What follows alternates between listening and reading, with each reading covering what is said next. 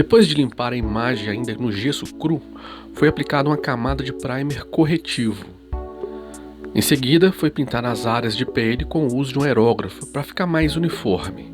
Feito isso, para iniciar a pintura com pincel, é indicado começar pelas cores mais claras, no caso aqui, o branco. Isso porque, se a cor mais clara invadir outras áreas, as cores mais escuras podem cobrir facilmente. E lembrando que o branco geralmente requer mais de uma camada de tinta. Para as áreas mais delicadas, pode-se usar pincéis mais finos. A próxima cor é o azul para o manto de Maria. Revezando com pincéis grossos e finos, toda essa área foi preenchida sempre tomando muito cuidado para não borrar as partes já pintadas em cores mais claras. Uma plataforma giratória ajuda muito na pintura, mas movimentar a peça com as mãos pode ser de grande ajuda também. Seguindo agora para o vermelho, como a segunda cor na roupa de Maria. Um pincel fino ajuda muito nas demarcações de limites entre uma cor e outra. O marrom claro foi usado no manto de São José. Essa cor às vezes pode necessitar também de uma segunda camada de tinta ou de alguns retoques em pontos específicos. A última cor usada na pintura das vestimentas foi o verde na túnica de São José. O preenchimento foi feito de modo gradual até cobrir todos os cantos e dobras da roupa.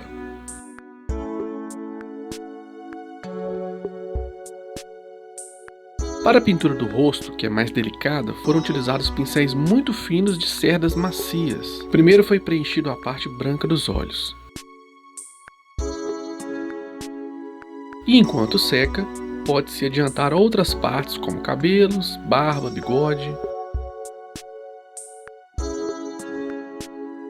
Nessa etapa, deve-se prestar muita atenção, pois a pele já foi pintada. Retomando para os olhos, a partir de um ponto central em cada olho foi feito um círculo que encosta na pálpebra inferior e entra na pálpebra superior.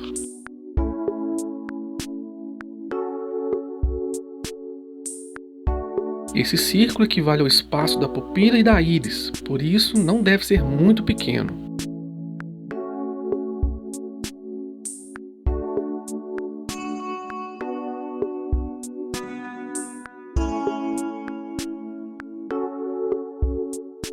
Aqui houve um pequeno acidente. E se isso acontecer, sem problemas, basta enxugar as cerdas do pincel e encostar no excesso de tinta para que ela possa ser sugada.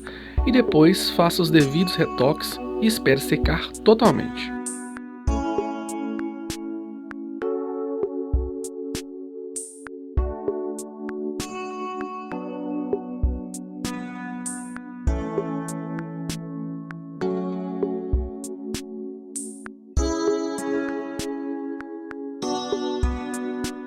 Enquanto isso, as sobrancelhas foram feitas seguindo a cor dos cabelos.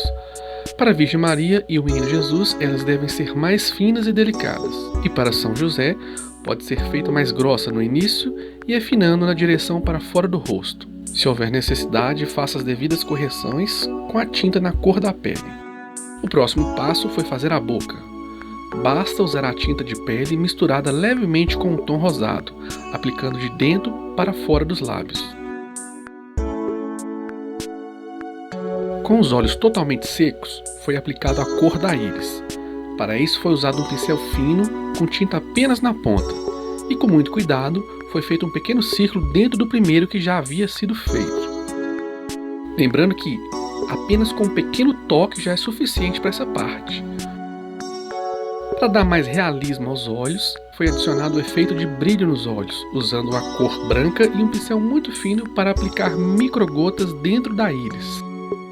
Por fim, é necessário delinear as pálpebras inferior e superior, causando assim o efeito dos cílios.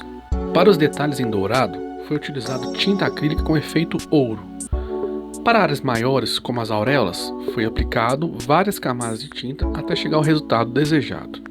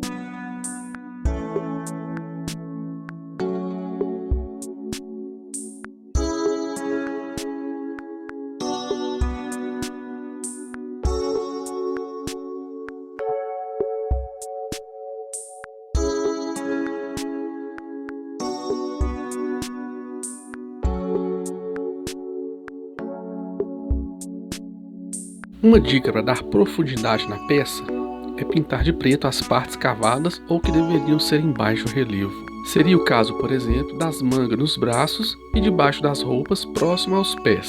Antes de envelhecer a imagem, foi aplicado verniz fosco em spray para proteger a pintura na hora de usar o betume.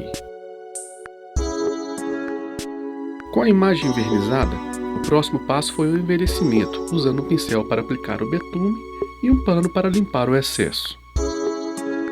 O efeito de envelhecimento da peça vai depender diretamente da quantidade diluída do betume. Quanto mais grosso o betume, mais a peça vai ficar escura nesse processo.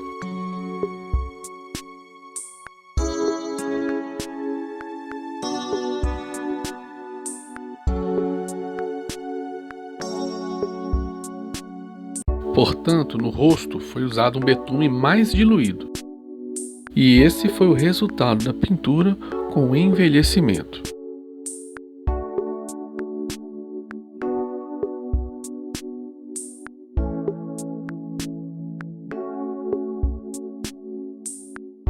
Para a proteção da imagem, foi usada uma folha de EVA no formato da base.